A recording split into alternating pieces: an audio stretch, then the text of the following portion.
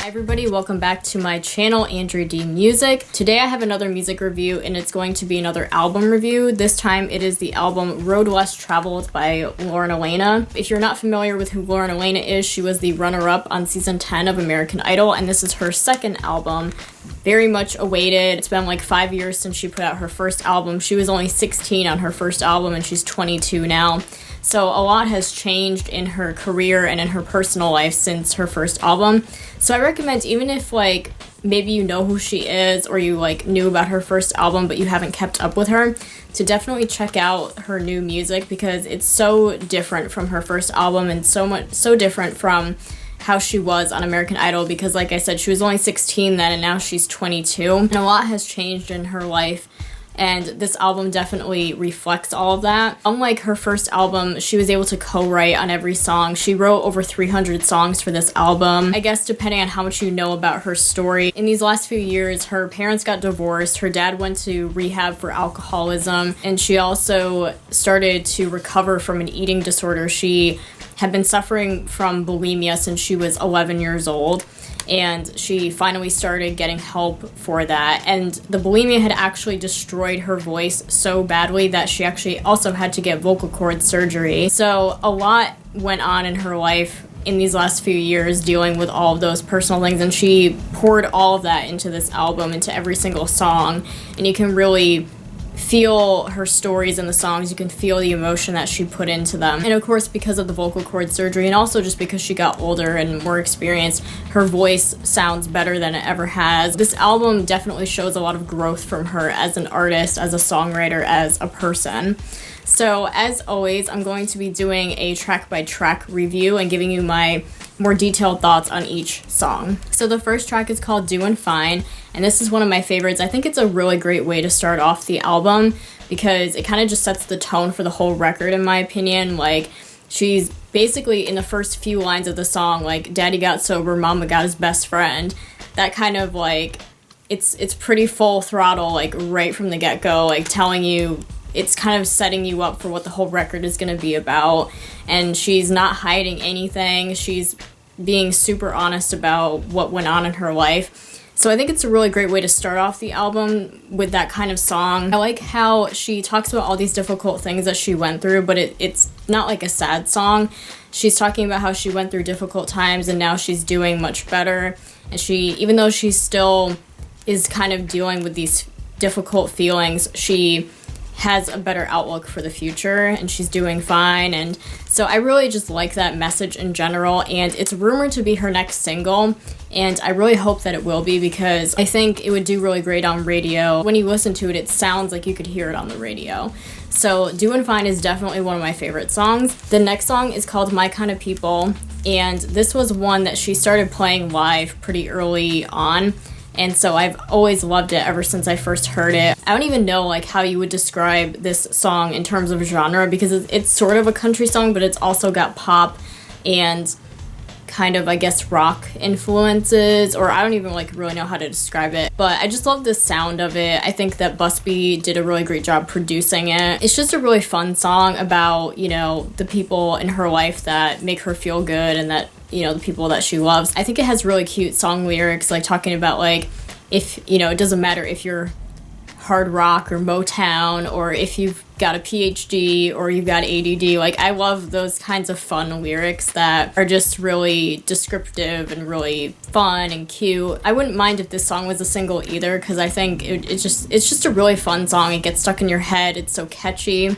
So this one is also one of my favorites. It might even at the current moment be my top favorite. Track 3 is appropriately titled 3. This song is a song that she wrote about all the sacrifices that she's had to make being away from home and being away from her family and stuff just to get 3 minutes on the radio. And she keeps using the word 3 throughout the song, like, I've been away for 3 months. When I was 3 years old, I was dreaming of this, and I've been away from home for 3 years just to have 3 minutes on the radio. Like, she's using all these metaphors with the word 3 in them to talk about getting 3 minutes on the radio and all these sacrifices that she's had to make. It has a really standard country sound, very traditional country sound. Some of the songs on this record are quite pop influenced or like pop country influenced, and some are more traditional leaning. So this is one of those ones that's very traditional sounding. It's just got very poignant lyrics and great storytelling, and it really shows like what she's had to do in order to make the career that she currently has. It's just like a really touching, emotional song that describes the last several years of her life. The next one is Road Less Traveled, which is the title track and also her current single, which has gone to the top 14 on the country charts. And she also co-wrote it with Meghan Trainor, who is quite a big pop artist right now that's had hit songs of her own. So I'm really happy for her that she was able to write with somebody like that who has such critical acclaim at this point. I'm really happy that the song has done well on the country charts as well. This is like her biggest hit so far. I hope that it keeps going, maybe to the top 10, top 5, maybe number 1, because a lot of the women especially haven't had a lot of success on the country charts, with a few exceptions like Kelsey Ballerini and people like that. So I'd really like to see the single Road Less Traveled do really well. It was always one of my favorites from the first time that I heard it. The song has been out for a while. I just love the message behind the song. It's another song that quite describes the whole theme of the album about like self-acceptance and being proud of who you are. And I think that's a really great message. I think it's a message that desperately needs to be heard today, and it's a message that can inspire a lot of young women especially. I also recently did a review on the music video, which I will link somewhere so that you can go and check that out if you'd like. So Road Less Traveled was kind of always one of my favorites ever since I first heard it. It was on her self-titled EP that she released in 2015. It was like a preview of her album. So some of these songs we've heard already because they were released on that EP. It's super catchy, but it also has a great message, and it's got a really great, like, it's one of those like anthemic songs that just gets you pumped up and it inspires you. So I'm really happy that it's been doing so well on radio, and I hope that it keeps going. The next song is called Queen of Hearts, and this is probably one of my lesser favorites. Like, it's not a bad song or anything. I like that she tried to mix in fun songs with the meaningful songs so that it's not like this whole album about like her struggles and stuff. So this is kind of one of the more lighthearted songs. I like how they used the metaphor of like playing cards and stuff for being in love. Like, I like how they use that kind of metaphor. You know, like, it's fine. It's a fine song. It's just kind of not like one of my absolute favorites. I'm like, I gotta listen to that again. I could picture it being a radio single, but yeah, it's kind of one that's just like okay for me. The next one is Think Outside the Boy, and this one was one that actually grew on me the more that I listened to it. It reminds me a lot of Taylor Swift's first album, like the kind of music that she did on her first album. And I really like the message of the song. Like, I wasn't super crazy about it when I first heard it because I just thought the melody was a little bit boring. I think that the message is really good. It's a really positive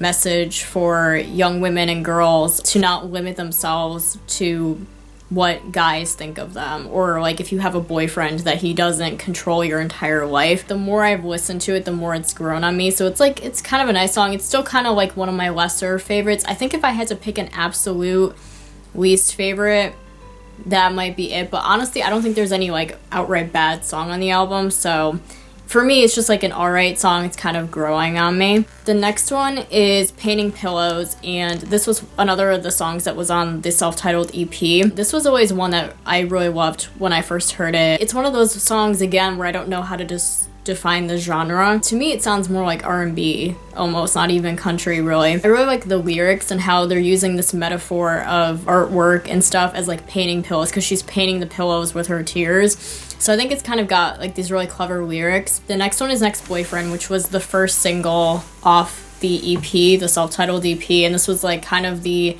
introduction to her new music. It's another one of those like fun, lighthearted songs that she threw in there to balance things out. I think it was a good way to introduce her new music, even though it, you know, doesn't have a lot of like deep meaning to it or anything. I think it was a good introduction to her new music because it definitely shows a more mature style, and the lyrics again are really clever and kind of funny because she's using it as like a pickup line, like, hey, I recognize you, you look like my next boyfriend. Like, it's kind of a funny pickup line. I think it definitely also shows like her flirtatious kind of personality and it shows how much she's grown up from that 16-year-old. The next one is Crash in the Boys Club, and this is another one of those like fun, lighthearted songs she threw in to balance things out. This was another one that's actually kind of grown on me the more that I've listened to it, and this is another one where the genre is hard to define. For me, it's not really country, it's more pop, but it also has this like 50s, 60s inspired kind of groove to it. At least to me, that's what it sounds like. It has this sort of like vintage sounding vibe to it, yet it also sounds modern at the same time. It doesn't sound like outdated, it just sounds kind of like vintage inspired or retro. And it's about how like sometimes when you're with your girlfriends and you're like sick of doing girl stuff and you want to go hang out with the guys. It's a cute song. It's got like cute lyrics and fun lyrics and clever lyrics. That's just fun to listen to. And this was another one that was kind of like initially like I'm kind of like it's okay, but the more that I've listened to it, the more it actually has grown on me. It's pretty fun with like the 50s, 60s groove that it has. So I'm starting to like it more. The next one is Same Day Different Bottle. And this was one of the earliest songs that she probably wrote for the album. She wrote it about her dad's alcoholism. So depending on how much you know the story about that, basically her dad had been an alcoholic for several years, and her mom asked to get a divorce from her dad, and then her dad entered rehab. And Lauren said that she basically drove him to rehab, and then like the next day she wrote this song because she went into the writing session and she had to talk about what was going on. She couldn't like keep it to herself, and so they were like, we're gonna write about this. Obviously writing this song was very therapeutic for her. I think you can feel that when you listen to the song. You can feel the pain in her voice when she's singing about it and talking about how her dad's alcoholism affected her personally. The vocal performance on this I think is one of the best on the whole album because you can really hear like the drama in her voice when she's singing those words. It's a very dramatic performance, I would say, very emotional. And she said that it helped her dad a lot when he was actually in rehab. Like she played that song for him, and I guess it was what helped him keep going. And I guess it also helped a lot of other people that were there as well. And she's saying that she hopes that this song can help other people who might be either alcoholics themselves or people who have loved ones who are alcoholics that are going through alcoholism. So I'm really glad that she wrote this song. I think it could help a lot of people who might be going through a similar issue. And that's pretty much what music is all about. It's about taking your own experiences and writing about them that will hopefully help other people going through the same thing. The next one is Holding the Other, and this was another of the songs that was featured on that self-titled EP. This was one that like when I had first heard it on the EP, I was kind of like, it was like my least favorite. But I think the more that I've listened to it, it's kind of grown on me more. She wrote it about her boyfriend that she's been dating for like 3 years and how he kind of helped her when she was dealing with all of this personal stuff. It's talking about like how you can do anything as long as you have your loved ones beside you. And so it's kind of using like a clever metaphor for saying like, I can conquer the world with just one hand as long as you're holding the other. So it's like kind of a interesting way of putting it, I guess. So it's a really sweet song. And then the final song is called Pretty.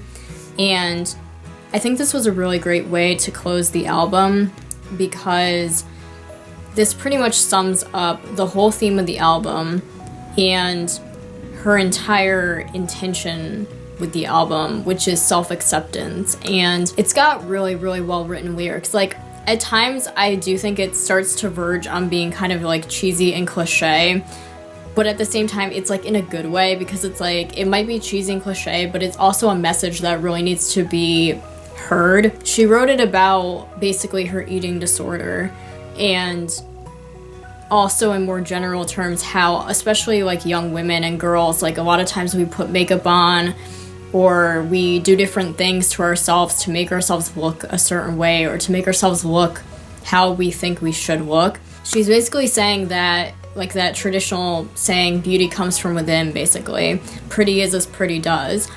And she's not trying to say that you should never wear makeup or anything like that. She's just saying that I guess sometimes we're so focused on how we look on the outside that we forget that it's more important to be a good person and to help other people. And so she's just saying Like, even if you think that you're not attractive or that you're not pretty enough, that like beauty comes from within. Her vocal performance on this is really emotional. I like the key change at the end. I wasn't expecting it the first time that I heard it. And I again think the production is really good with like the orchestra, and there's like a gospel choir behind her. It's really powerful and emotional. It's a really good song, I think, for young girls and women to hear. We all kind of need that reminder, I guess, every once in a while, that we don't have to focus so much on what we look like. I think that this was a good way to close the album and a good message to leave the audience with, because, you know, it's kind of the whole theme of the album is self-acceptance and being yourself. Overall, I think this is a really excellent album, and I recommend getting it if you're a Lauren fan, but if you are, you probably already have it anyway. But if you like country music, if you like pop music, if you're just looking for something different to add to your collection, I just recommend getting it. I think no matter who you are, what kind of music you like, because again, it has really inspiring messages, and especially for young girls and young women, I think this is, you know, an album that needs to be heard, because sometimes we just need a reminder of those messages of self-acceptance and not judging ourselves too hard. So overall, I give this album 5 stars, but I do have a few little criticisms about it. I know that she wrote over 300 songs for this album, and she ended up releasing a 5-song EP in 2015 that was like a preview of what the album was going to be like, and then ended up putting 4 of the same songs on the album, which I guess I kind of get why they did that, especially like Road Less Traveled kind of had to be on here. But I kind of wish that they had either put different songs on here, or that they had at least released a deluxe edition that had extra bonus tracks, because if she wrote over 300 songs, like, I get that not all of them are going to be great, or that she wants people to hear all of them. Like, she definitely said that there were some she never wants people to hear. But I just think if she had that many songs, and there's only 12 on here, it's a shame to have that many songs and then you only hear a dozen of them. Like, I would have liked to have gotten the opportunity in some way or other to hear more of the songs, instead of like using 4 of the same ones we've heard already. That's really the only major criticism that I have of the album. Otherwise, I think it's an excellent album. And I'll show you a little bit closer as well what it looks like. So there's the cover, and then the back cover. In addition to co-writing every song, she also was partially in charge of the art direction. I really like the general direction they went with the artwork in here as well. So there's what the CD looks like, and it looks like a compass, which is really cool. And that's the little booklet. And the booklet also comes with the lyrics printed inside, which I always like when albums have the lyrics inside, so you can follow along. Places where you can get this album, if you want a physical copy, I actually tried Walmart, and Walmart, I know a lot of people tried Walmart and they don't really seem to have it, so I got mine at Target. So I would suggest Target or Best Buy. And then of course you can also get it digitally on iTunes, Amazon, Google Play, stream it on Spotify. Like I said, I definitely recommend this album if you're a fan, even if you're not a fan but you're looking for something new to listen to. Like I said, she's changed a lot since her first album, so if you knew her from American Idol, or you had her first album but you were like, oh, she hasn't grown up or whatever, like if you think like she hasn't grown up since then, she's totally changed on this album, and she's, you know, just like a totally different artist, totally different person than she was on her first album. So I definitely recommend giving it a listen. A lot of people who have listened to this album, whether they were fans or not fans, have been super impressed with this album. I haven't seen like one negative review about it. So that concludes my review of the album Road Less Traveled by Lauren Alaina. If you're looking for more music reviews, I've done a couple of other music reviews, including Lauren Alaina. I did a review on her music video for Road Less Traveled if you'd like to go and check that out, or if you'd like to check out any of my other music reviews, I will leave links below somewhere where you can find them if you're interested. Thank you so much for watching. I hope that you enjoyed it, and I hope to see you in my next video.